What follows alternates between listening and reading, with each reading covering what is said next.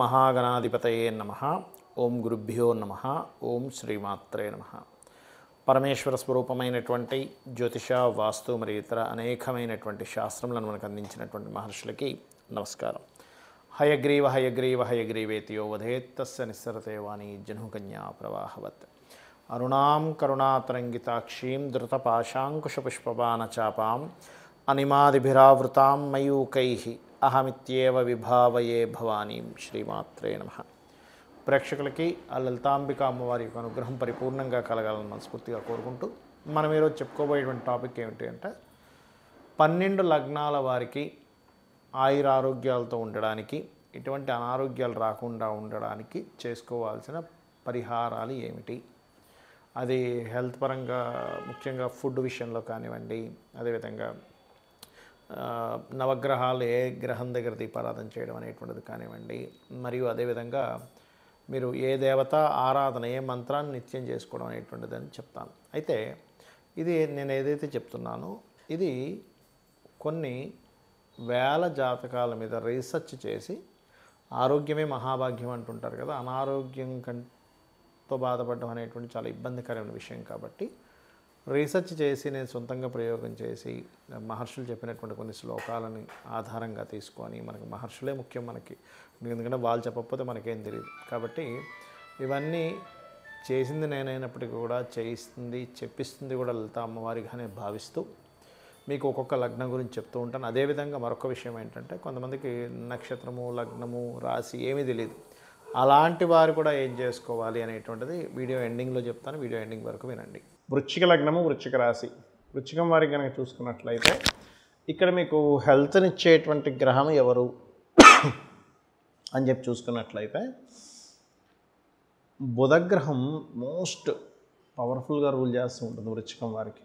అందుకే బుధుడు ఏమాత్రం పాడయ్యాడా స్కార్పియో లగ్నం వారికి, వీరికి ఏమవుతుందంటే నర్వ్ రిలేటెడ్ ఇష్యూస్ ఎక్కువగా వస్తుంటాయి. నరాలకు సంబంధించినవి, స్కిన్ రిలేటెడ్ సంబంధించినటువంటిది, లేనట్లయితే కొంతమంది మర్చిపోతుంటారు, మతిమరుపుకు సంబంధించినటువంటిది, లేనట్లయితే చూడండి లోపల ఒక్కోసారి హెర్నియా అంటూ ఉంటారు, ఇటువంటివి, లేదా స్మాల్ ఇంటెస్టైన్లో ప్రాబ్లమ్స్ రావడము, ఇట్లాంటివి ఎక్కువ అవుతుంది. లేదా కొంతమంది కాళ్ళ దగ్గర నరాలు తేలుతాయి, ఇలాంటివి ఎక్కువగా అవుతూ ఉంటాయి.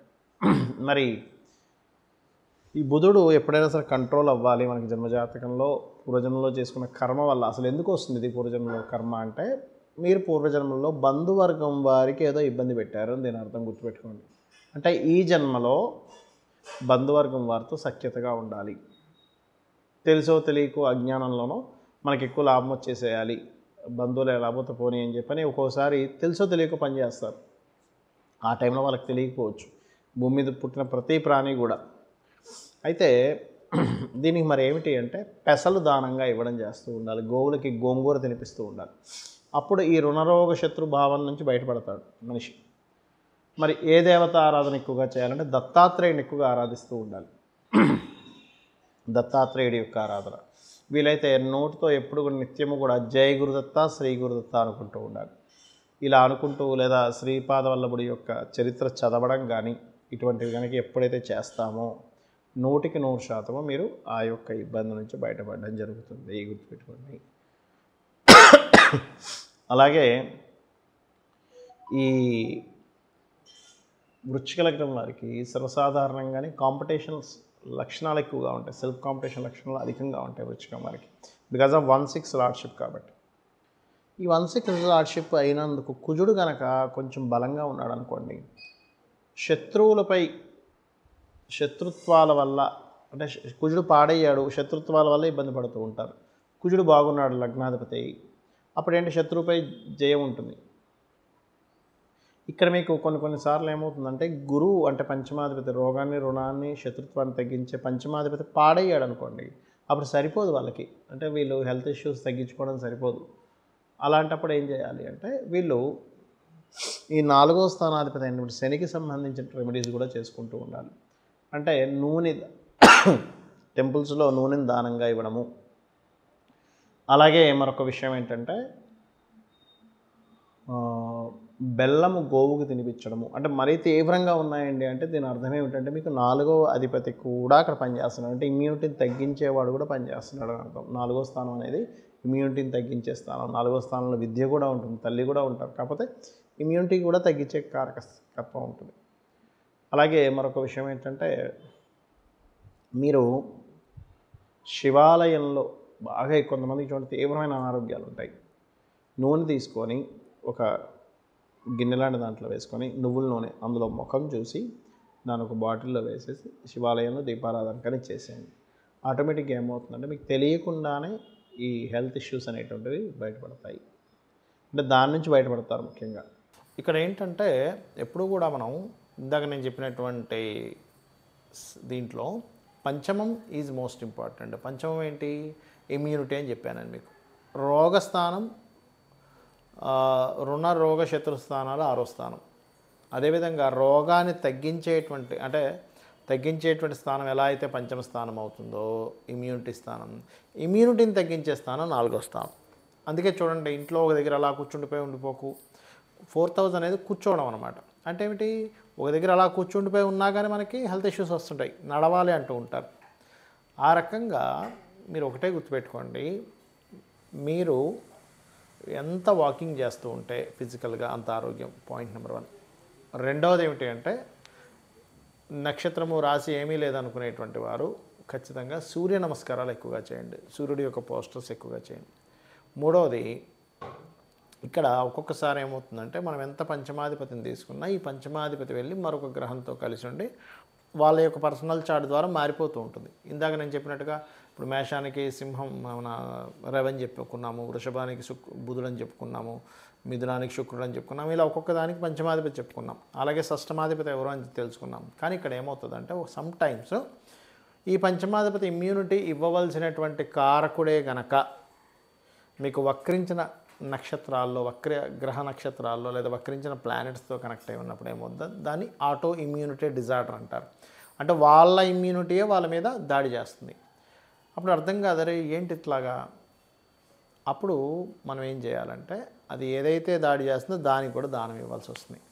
ముఖ్యంగా 6వ స్థానాధిపతి ఎవరైతే అయ్యారో మీ లగ్నం నుంచి వాళ్ళకి దానం ఇవ్వడము, 5వ స్థానానికి సంబంధించిన మంత్ర సాధన చేసుకోవడం చేయండి. ఇందులో సమ్ టైమ్స్ పాపగ్రహ మధ్యన ఉంటుంది. ఒక్కొక్కసారి ఏమవుతుంటుందంటే అగ్నితత్వ రాశుల్లో ఉంటాయి కాంబినేషన్స్ అన్నీ. అలాంటప్పుడు హోమాలు చేయడం ద్వారా తగ్గుతుంది.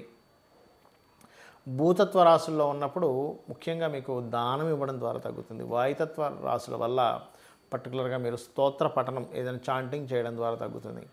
జలతత్వ రాశులు తర్పణాలు, అభిషేకాలు చేయడం ద్వారా తగ్గుతుంది. మనకి అగ్ని, భూ, వాయు, జల, మేషము, సింహము, ధనస్సు అగ్నితత్వ రాశులు, వృషభము, కన్య, మకర రాశులు భూతత్వ రాశులు, మిథునము, తుల, అదేవిధంగా కుంభము వాయుతత్వ రాశులు, కర్కాటకము మరియు అదేవిధంగా మనకి జలరాశులైనటువంటి వృశ్చికము, మీనము అనేటువంటివి ఏవైతే ఉన్నాయో ఇవి జలరాశులు అవుతాయి.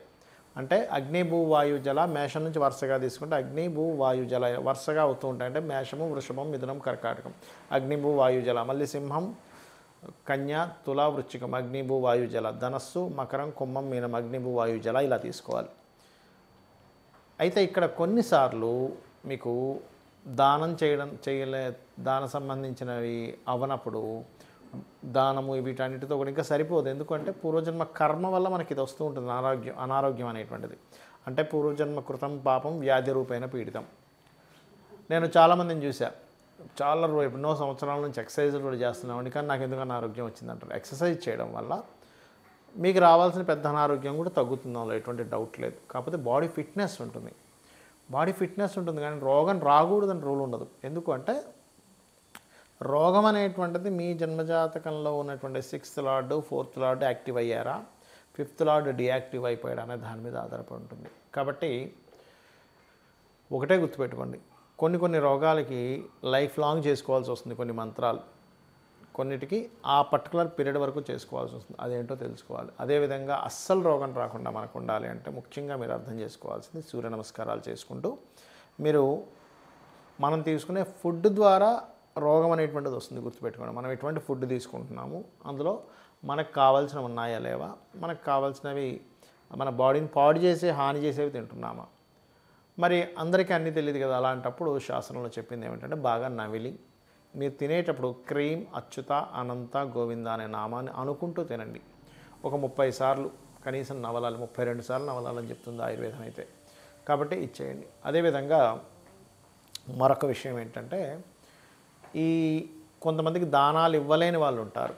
ఏమండి మేము దానం ఇవ్వలేను, నా దగ్గర డబ్బులు లేవు, కానీ అనారోగ్యంతో బాధపడుతున్నాను అనుకునేటువంటి వారు ఓం సర్వవ్యాధి ప్రశమని సర్వమృత్యు నివారిణి అగ్రగణ్య అచింత్య రూప కలికల్మషనాశిని అయి నమః చేసుకోవాలి.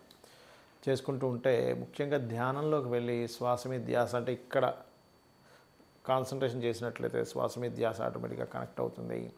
ధ్యానం అనేటువంటిది పంచమ స్థానానికి సంబంధించింది, మంత్రం అనేటువంటిది పంచమ స్థానానికి సంబంధించింది.